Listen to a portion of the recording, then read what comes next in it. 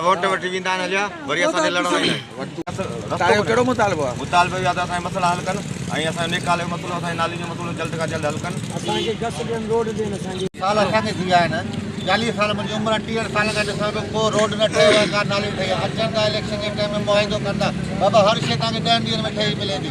पहिरीं आया आहिनि उन्हनि चयो बाबा तव्हां रुॻो इलेक्शन खटरायो हवाले सां गुज़िरियल 15 सालनि खां असांजे नई बस्ती में दरख़्वास्त कोन्ह कयो आहे तंहिं करे असां सभु गॾु इतिहाद कयो आहे